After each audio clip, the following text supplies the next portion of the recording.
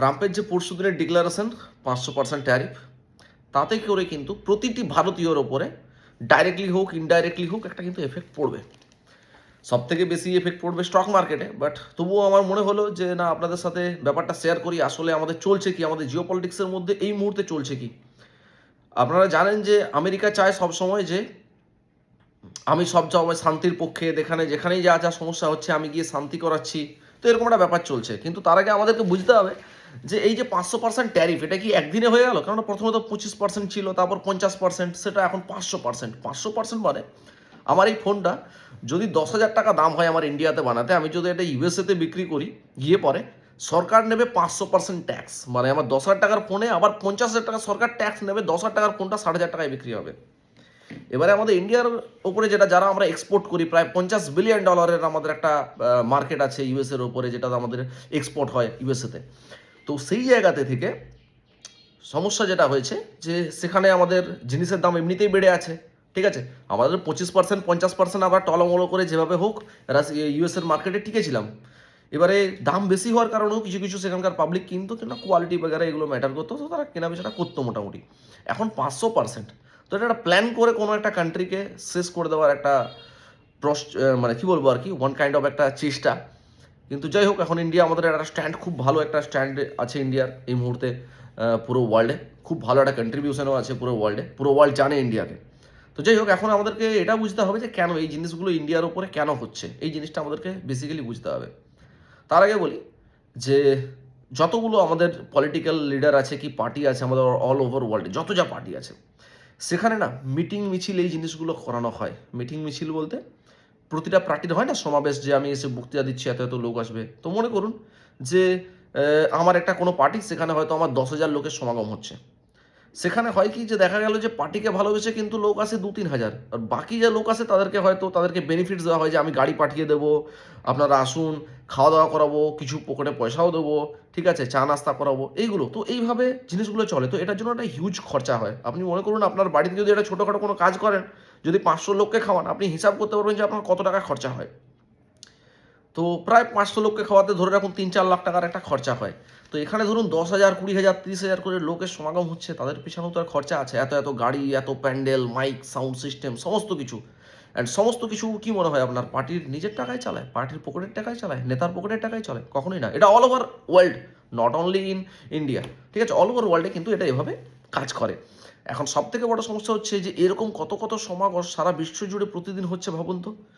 তো সেখানে কি হয়, ফান্ডিং করা হয়। আমাদের ইন্ডিয়ার মধ্যে এগুলো কি হয়, লুকিয়ে লুকিয়ে করা হয়, পার্টিদেরকে সাপোর্টস করে, অনেকেই ফান্ডিং করে পার্টিকে, না হলে চলছে কি করে। আর সবাই জানে পার্টি চালাতে গেলে ফান্ডের খুব প্রয়োজন। প্রতিটা সমাবেশে টাকা তাদেরকে দিতে হয়, খরচা করতে হয়, টাকা ওড়াতে হয়। ইউএসএতে কিন্তু আলাদা ব্যাপার। আমাদের এখানে ইন্ডিয়াতে একটা এরকম দেখবেন যে টেন্ডেন্সি আছে যে এখানে যত গরিব নেতা তার তত সিম্প্যাথি, তার তত ভোট, তাকে বোঝানো হয় যে এই গরিব। কিন্তু ইউএসএতে যার যত টাকা তাকে কিন্তু মানুষ সাপোর্ট বেশি করে। তো ইউএসএতে না এই জিনিসগুলো ওপেনলি হয়। আপনাদের মনে থাকবে যে ট্রাম্পের যে ইউএসএ যে ইলেকশনস, প্রেসিডেন্ট ইলেকশনসের কিছুদিন আগে ট্রাম্প পোস্ট করেছিল যে আমাদের এরকম ফান্ড প্রয়োজন, কারা কারা এগিয়ে আসবেন, ফান্ড দিন আমাদেরকে, এই সময় সাহায্য করুন, আমরা কিন্তু পরবর্তী ক্ষেত্রে দেখব।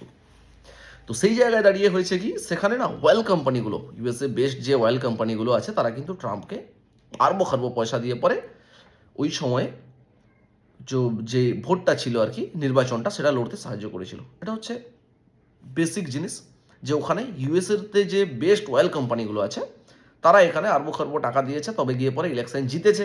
এবারে জেতার পরে ট্রাম্পের প্রধান কাজ কি, যে তাদের টাকাটা ফেরত দিয়ে দেওয়া। ফেরত দেওয়া মানে কি, তাদের সেলসটা বাড়িয়ে দেওয়া। ডাইরেক্ট তো ফেরত দেবে না, সেলসটা বাড়িয়ে দেওয়া।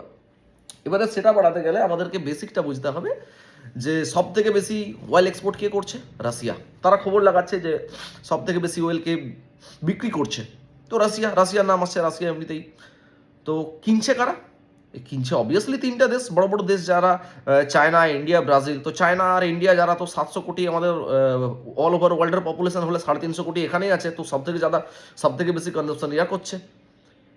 তো ইউএসের প্ল্যান এখানে যে যাই হয়ে যাক, রাশিয়ার থেকে তেল কেনা চলবে না। রাশিয়া থেকে যদি তেল কেনা হয়, আমার ইউএসএ কোম্পানিগুলো লস করছে। তো এখানে আমার ইউএসএ কোম্পানি যেগুলো আছে, বেস্ট আছে, তারা আমাকে প্রেসার দিচ্ছে যে আপনি পার্টিতে এসে গেছেন, আমাদেরকে দেখুন, আমাদেরকে দেখুন। তার উপর একটা হিউজ প্রেসার আছে। ইভেন পরবর্তী খেলে আবারও যখন ইলেকশনস হবে, আজ যদি ওই কোম্পানিগুলোকে না দেখা হয়, পরবর্তী ক্ষেত্রে কিন্তু টাকা পাওয়া যাবে না। তো এটা হচ্ছে ব্যাপার, এটা হচ্ছে ফ্যাক্ট। তো যাই হোক, এবারে এই জায়গায় থেকে ওরা দেখছে যে কারা বেশি কিনছে। তো এরা কিনছে কারা? ইন্ডিয়া, চায়না আর ব্রাজিল, এরা বেশি বেশি কিনছে। তো ওরা কি করলো, প্রথমে বলা বলি শুরু করলো যে আপনারা রাশিয়া থেকে তেল কিনবেন না বাগেরা বাগেরা। ওরা দেখছে কোথাও কিছু হচ্ছে না। ইভেন তারা যদি একটু গুন্ডাগর্দি করে ডাইরেক্টলি মাঠে নেমে পড়ে, যদিও এখন তারা মাঠে নেমে পড়েছে, ইস্পার কি উস্পার বহুত বড় একটা চ্যালেঞ্জ নিয়ে বসছে। এখানে সব থেকে যেটা ব্যাপার হবে যে আমাদের ইন্ডিয়ান গভর্নমেন্ট কীভাবে এটাকে দেখে, কি রিপ্লাই আসে এটার থেকে, সেটাই এখন দেখার বিষয়। তো ব্যাপার যেটা হয়েছে, তারা অনেকভাবে আমাদেরকে ইন্ডিয়াকে থ্রেট দিয়েছে। নট অনলি ইন্ডিয়া, চায়নাকে দিয়েছে, ব্রাজিলকে দিয়েছে। মানে ব্রাজিল একটা ছোট দেশ, ঠিক আছে। ব্রাজিল যে একটা মানে খুব বড় একটা শক্তিশালী দেশ সেটাও কিন্তু নয়, তাদের কাছেও সমস্ত কিছু সামরিক বাহিনী সমস্ত কিছু আছে। কিন্তু ব্যাপার যেটা হয়েছে যে ব্রাজিলের উপরে যদি প্রেসার ক্রিয়েট করে, ব্রাজিল দেখো ওরা যে করেছে জিনিসটা, সেটা বলেছে যে যারা যারা রাশিয়ার থেকে তেল কেনে তাদের উপরে 500% ট্যাক্স। কেন ট্যাক্স, সেটাও আমি ডিটেলসে আসছি। একদম আমরা বেসিক থেকে বোঝার চেষ্টা করবো যে এই জিনিসটা কেন করছে ইউএসএ, ঠিক আছে, এটার পেছনে মেন কারণটা কি। তো যাই হোক, এখন যেহেতু এরা তেল কিনছে তো এদের উপরে 5% ট্যাক্স আছে। তার আগে ইন্ডিয়াকে বোঝানোর চেষ্টা করা হয়েছে যে আপনি কেন রাশিয়ার থেকে তেল কিনছেন, রাশিয়া থেকে তেল কিনবেন না। আমাদের গত 1-2 বছরের মধ্যে অনেকবার ইন্ডিয়াকে এই কথাটা বলা হয়েছে। আমাদের যিনি বিদেশ মন্ত্রক আছেন এস জয়শঙ্করজি, উনি তো খুব রাফলি ভাষাতে ইয়েকে বলেছে, ইউএসএকে বলেছে যে ইউরোপ গ্যাস কিনছে, আপনারা যা খুশি কিনছেন, তো আপনারা কোথাও থামছেন না, আমরা কেন থামবো? আর আপনি কে আমাকে এইটার ডিসিশন দেওয়ার, কি আমাকে একটা অর্ডার দেওয়ার, যে আপনি কে, হু আর ইউ, কি আমি কোথা থেকে কিনবো আর কি করব না করব? তো ওরা দেখছে যা, এই তো 75 বছর আগে একটা স্বাধীন হওয়া দেশ, যে 1991-এ দেশটা দেউলিয়া হতে হতে বেঁচে গেছে, সেই দেশটা ইউএসএর উপরে কথা বলছে। এটা ঘামাট ওদের মধ্যে আছে। তো ওদের দেশের মধ্যেই না কানাকানি কথাবার্তা চলছে যে এটা ইন্ডিয়ার মতো কান্ট্রি, যে দেশটা ইউএসএর বিরুদ্ধে। এবারে অবভিয়াসলি ইগোতে আসবে, কিছুটা ইগো আছে। এবারে ইউক্রেন আর রাশিয়ার একটা ওয়ার, মানে আপনারা জানবেন যে ওই ইউক্রেনে একজন কমেডিয়ান, যার নাম হচ্ছে ওই ভলমিদির জ্যাকলেন্সি টাইপ কিছু একটা নাম আর কি, আমার নামটা জ্যাকলেন্সি। তো একটা কমেডিয়ান, তাকে না ইউএসএ থেকে ওরা ইউক্রেনের উপরে রাষ্ট্রপতি বানিয়ে রেখেছে। মানে ইউএসএর সব জায়গাতে একটা সব জাল, প্রতিটা দেশেই কিছু না কিছু করে রাখে ওরা। তো সেই রকম ইউক্রেনের উপরে ওরা করে রেখেছে। এবারে হয়েছে কি, ওই জায়গাতে ওরা এবারে ওকে ফোর্স করছে যে তুমি বলো যে আমি ন্যাটোতে যুক্ত হব। এবারে রাশিয়া কখনোই চাইবে না যে তার পাশের দেশটা, যে তার সব থেকে বড় শত্রু, সে ন্যাটোতে যুক্ত হোক। সেটার জন্য রাশিয়া তাকে থ্রেট দিচ্ছে ইউক্রেনকে। লড়াইটা কিন্তু লাগাচ্ছে ইউএসএ, কেননা এই জায়গাতে সবাইকে থ্রেট দিয়ে শেষ হয়ে গেছে। রাশিয়াকেও বলেছে তেল বেচবে না। এবারে রাশিয়াকে একঘরে করার চেষ্টা করা হচ্ছে। সব থেকে বড় ব্যাপার যেটা এখানে, রাশিয়া কি চাইছে যে ইউক্রেন যাতে ন্যাটোতে না যুক্ত হতে পারে। তো সেই জন্য সে তার এগনেস্টে একটা ছোটোখাটো ওয়ার করে।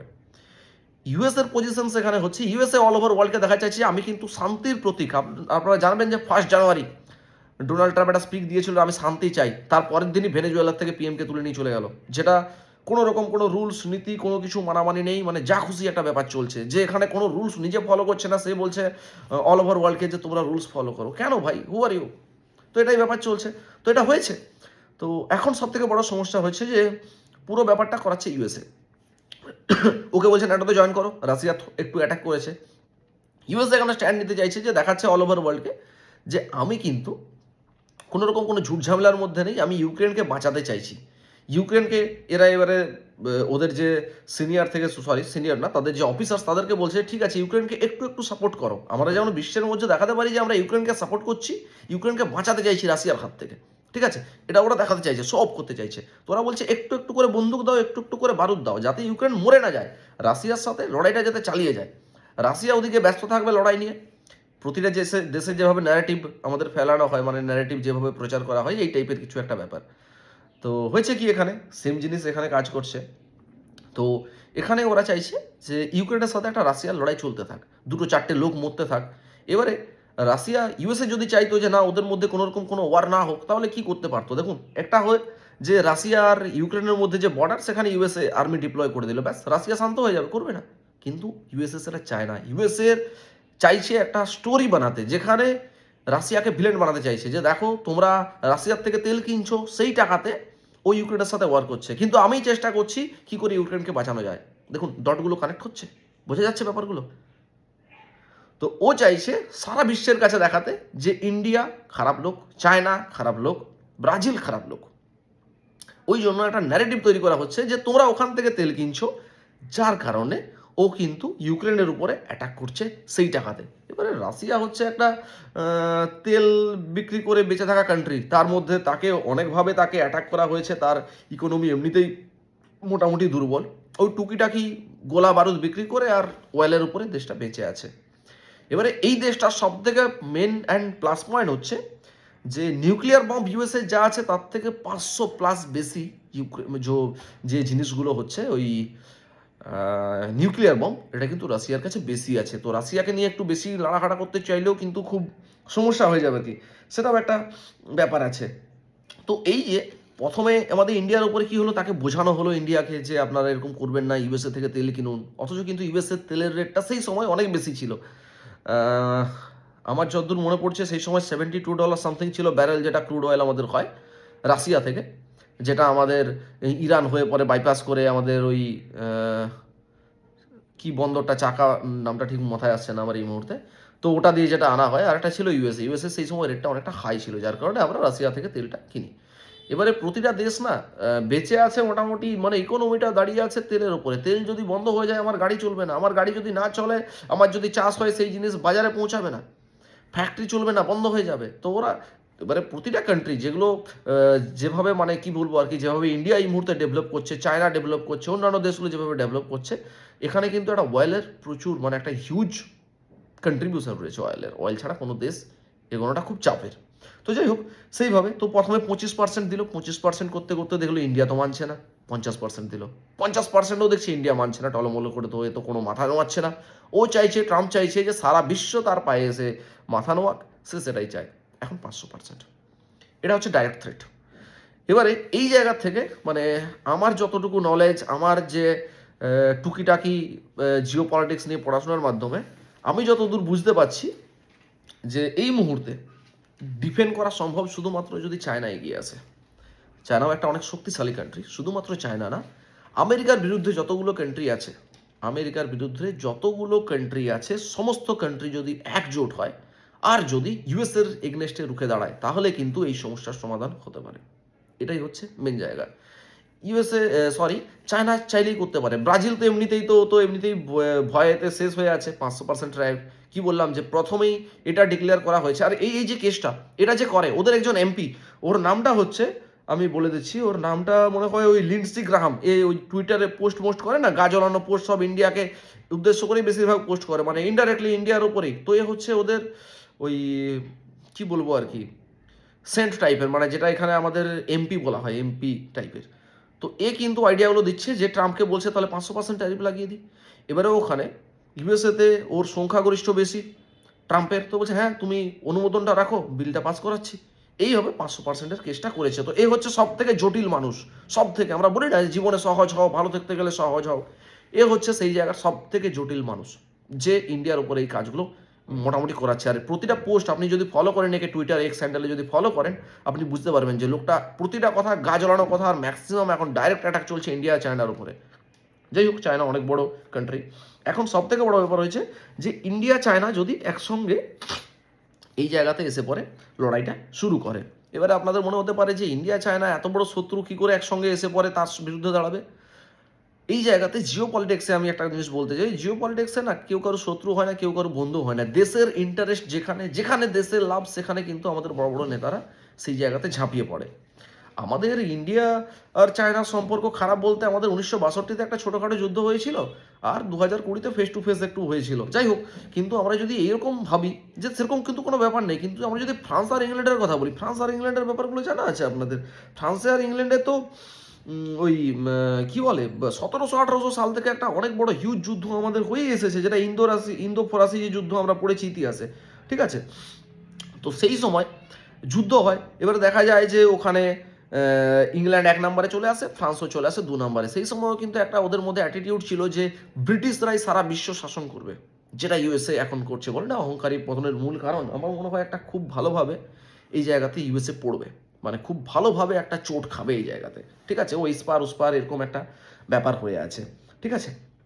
তো পরবর্তী ক্ষেত্রে যখন দেখা যায় যে ইউএসএ 1 নম্বরে এসে আছে, রাশিয়া 2 নম্বরে, কি চীন 2 নম্বরে, রাশিয়া 3 নম্বরে, ইন্ডিয়া 4 নম্বর, এইভাবে যখন হচ্ছে না, তখন ইংল্যান্ড আর ফ্রান্স একটা ইউরোপিয়ান ইয়েতে তৈরি হয়। আপনারা জানেন সেটা, ঠিক আছে?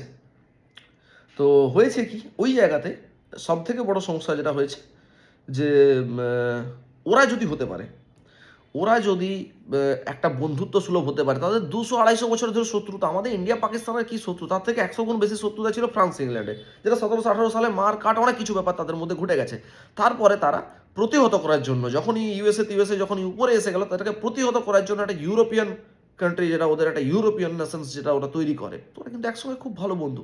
তো আমার মনে হয় এই জায়গাতে দাঁড়িয়ে চায়না আর ইন্ডিয়া এই জিনিসটা কিন্তু করতে পারে, ঠিক আছে, ইউএসএকে ঠেকানোর জন্য।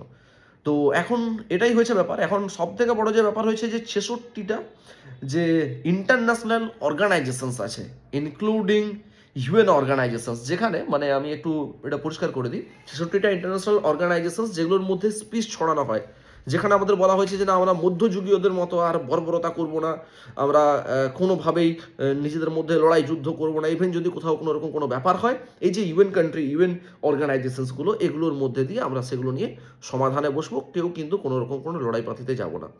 ইউএসএ এই পজিশনসটা উইথড্র করে নেয় সব জায়গার গ্রুপের থেকে, প্রতিটা গ্রুপ, মানে মনে করুন যে এটা একটা কোনো হোয়াটসঅ্যাপ গ্রুপ হয় না, আমাদের মধ্যে একটা বাকবিতন্ত্র হলে গ্রুপ থেকে লেফট নিয়ে নিলাম, সেই রকম নিজের পজিশনস এই জায়গা থেকে এটা কিন্তু উইথড্র করে নেয়।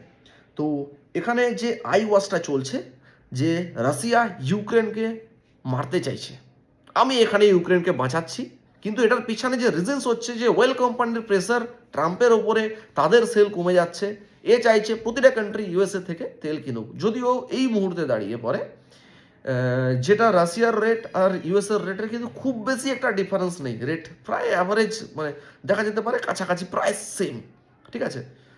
তো এটাই চাইছে ট্রাম্প যে যাই হয়ে যাক, রাশিয়ার থেকে তেল কেনা চলবে না, কারণ আমাকে টাকা দিয়ে রেখেছে আমার অয়েল কোম্পানিগুলো, এদের কাছ থেকে তেল কিনতে হবে। এবারে সেটা যদি প্রকাশ্যে এনে বলে, তখন কিন্তু ব্যাপারটা আলাদা। আপনারা একটু গুগল করলে এই জিনিসগুলো পেয়ে যাবেন যে কোন কোন কোম্পানি ফান্ড করেছে ট্রাম্পকে।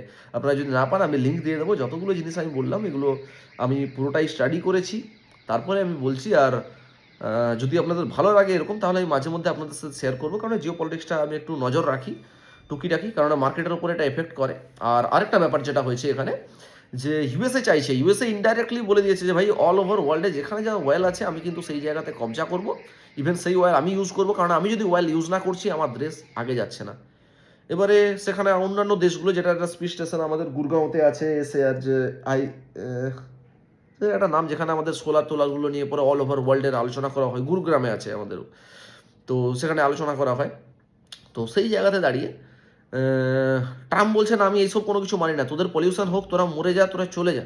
তো তখন আমাদের যে কান্ট্রি তারা বলছে যে তাহলে আপনারা কোথায় যাবেন? ওরা বলছে আমাদের কি, আমাদের তো গ্রিনল্যান্ড আছে, মানে গ্রিনল্যান্ডকেও বলছে আমাদের, তোরা পলিউশনস কর, মরে যা, আমার এখন 40 বছর সারা অল ওভার ওয়ার্ল্ডে যে তেল আছে 40 বছর চলবে, আমার দেশ চললেই হচ্ছে, আমি আর কোনো কিছু দেখতে রাজি নই, ঠিক আছে? তো ও চাইছে যে 40 বছর আমি যদি ইভিকে নিয়ে রিসার্চ করি, আমার দেশ পিছিয়ে পড়ছে, তোমরা রিসার্চ করো, তোমরা বের করো, 40 বছরের মধ্যে হয়ে যাবে, কিন্তু 40 বছর আমি ঝেড়ে অয়েলকে ইউজ করে যাবো।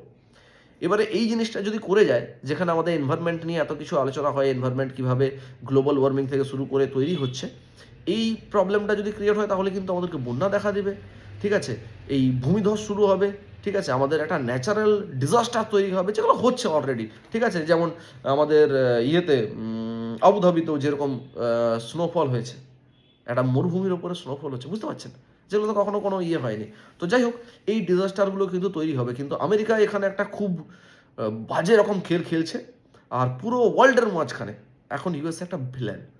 তো এখানের মোরাল অফ দ্য স্টোরি হচ্ছে যে ইউএসএ কে ফান্ড করেছিল কিছু ইউএসএ বেস্ট ওয়েল কোম্পানি, যারা তাকে ফোর্স করছে যে আমাদের সেলস কেন বাড়ছে না, আমাদের সেলস বাড়ানোর জন্য কিছু করুন। ও ফোর্স করছে যে বড় বড় দেশ যারা বেশি ওয়েল কনজাম্পশনস করে, সব থেকে বেশি বাই করে ইউএসএ, রাশিয়ার থেকে, ইন্ডিয়া, চায়না আর ব্রাজিল, সেই দেশগুলোকে ওয়ার্ন করতে যে না, তুমি ওখান থেকে তেল নেবে না, তুমি আমার দেশ থেকে তেল নেবে। কেন নেবে ভাই? কে তুমি? তুমি টাকা নিয়েছো, তুমি বুঝবে, এই দেশগুলো কেন খেসারতি করবে? তো এই জায়গা থেকে চায়না, ইন্ডিয়া, ইভেন প্রতিটা কান্ট্রিকে যদি এরা বুঝিয়ে সুঝিয়ে টোপ দিয়ে হেল্প করে পরে যদি ইউএসএর এগনেস্টে আনতে পারে, তাহলেই আমার মনে হয় এই জায়গাতে টিকে থাকা সম্ভব হবে, না হলে আজ 500% আছে, কাল কিন্তু 1000% যেতে বেশি সময় লাগবে না। Thank you.